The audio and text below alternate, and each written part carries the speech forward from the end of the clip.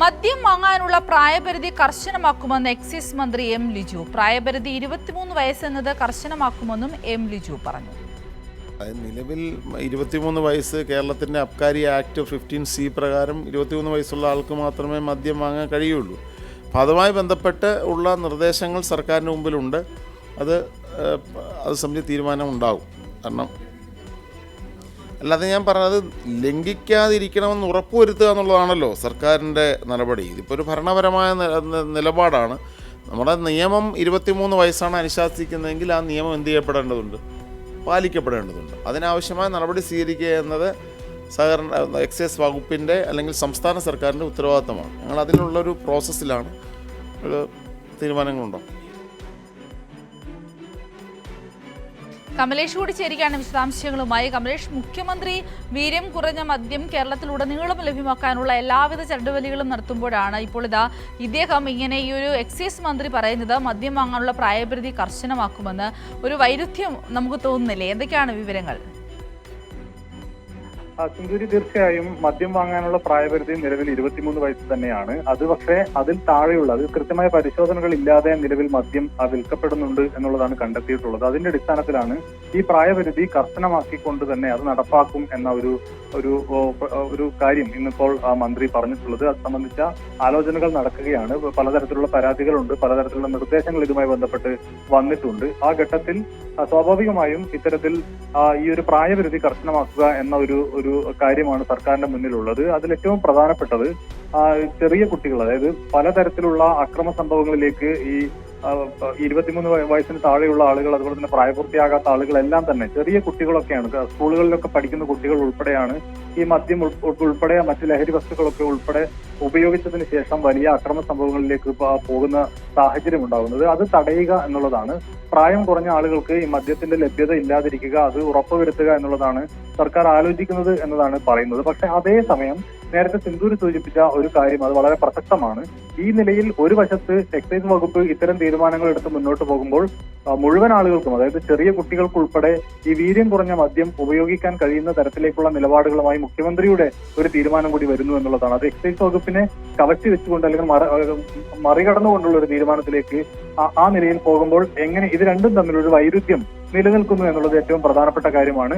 ഒരു വശത്ത് ചെറിയ കുട്ടികൾക്ക്, പ്രായം കുറഞ്ഞ ആളുകൾക്ക് ഇത് കിട്ടാതിരിക്കാനുള്ള മാർഗത്തിലേക്ക് പോകുമ്പോൾ മറ്റൊരു വശത്ത് വീര്യം കുറഞ്ഞ മദ്യം കുട്ടികൾക്കുൾപ്പെടെ വാങ്ങി യഥേഷ്ടം കൂൾ ഡ്രിങ്ക്സ് പോലെ കുടിക്കാൻ കഴിയുന്ന സാഹചര്യത്തിലേക്ക് സുലഭമായി അത് ലഭിക്കുന്ന നിലയിലേക്ക് കാര്യങ്ങൾ കൊണ്ടുപോകുന്നു എന്നതും ഒരു വിരോധാഭാസമായി തന്നെ നിൽക്കുന്നു എന്നുള്ളതാണ് സാഹചര്യം. ഏതായാലും ഇത് സംബന്ധിച്ച് വിശദമായി പഠിച്ച് അതിലൊരു തീരുമാനത്തിലേക്ക് ഉടൻ എത്തും എന്നുള്ളതാണ് എക്സൈസ് വകുപ്പ് മന്ത്രി വ്യക്തമാക്കിയിട്ടുള്ളത്. സെഞ്ചുറി.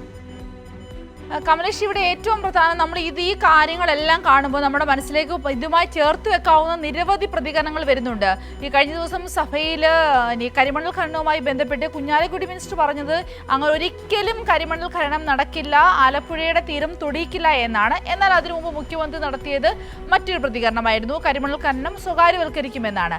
സമാനമായ സാഹചര്യമാണ് നമുക്ക് ഇവിടെയും കാണുവാൻ സാധിക്കുന്നത്. ഇപ്പോൾ കമലേഷ് പറഞ്ഞതുപോലെ തന്നെ വീര്യം കുറഞ്ഞ മദ്യത്തിന് യാതൊരുവിധ വിലക്കുകളുമില്ലാതെ, യാതൊരുവിധ തടസ്സങ്ങളുമില്ലാതെ, പ്രായഭേദമന്യേ എല്ലാവർക്കും എപ്പോൾ വേണമെങ്കിലും ഉപയോഗിക്കാവുന്ന രീതിയിലൊരു വലിയ സാധ്യത തുറന്നിടുമ്പോഴാണ് ഇപ്പുറത്ത് വന്നിരുന്ന ഇപ്പോൾ എക്സൈസ് മന്ത്രി പറയുന്നത് മദ്യം വാങ്ങിക്കുന്നതിന്റെ പ്രായപരിധി കർശനമാക്കും, 23 വയസ്സെന്നുള്ളത് കർശനമാക്കി കൊണ്ടുപോകുമെന്ന് പറയുന്നത്. കൂടി ഈ പറയുന്ന ഈ വകുപ്പുകൾ തമ്മിൽ അല്ലെങ്കിൽ മുഖ്യമന്ത്രിയും മന്ത്രിമാരും തമ്മിൽ ഒരു പുതിയ തീരുമാനം എടുക്കുമ്പോൾ അല്ലെങ്കിൽ നിലവിലുള്ള തീരുമാനങ്ങളെ കൂടുതൽ നടപ്പിലാക്കുമ്പോൾ ഇതിന് ഒന്നും തമ്മിൽ ഒരു ഏകത്വ സ്വഭാവമില്ല. എല്ലാം പല വഴിക്ക് പോകുന്ന ഒരു കാര്യം. എത്രത്തോളം വികലമായിട്ടാണ് ഈ ഒരു സർക്കാർ സംവിധാനം ഇവിടെ പ്രവർത്തിക്കുന്നത് എന്നതിന്റെ തെളിവ് കൂടിയല്ലേ ഈ ഇങ്ങനെയുള്ള വിരുദ്ധ പ്രതികരണങ്ങൾ? തീർച്ചയായും അദ്ദേഹം